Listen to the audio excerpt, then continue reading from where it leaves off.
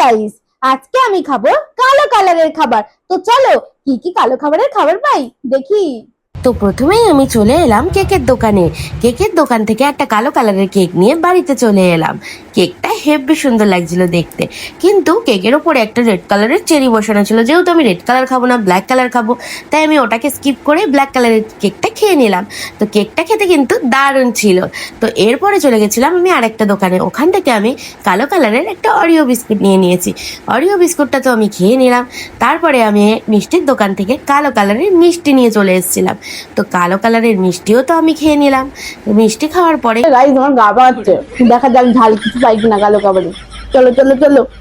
তো ঝাল কিছু তো কালো কালারের আমি পেলামই না সারা বাজার ঘুরে, কিন্তু হ্যাঁ ঝাল কিছু পাইনি, কিন্তু মুখ ঠিক করার জন্য কালো কালারের কোল্ড ড্রিঙ্কস তো পেয়ে গেছি।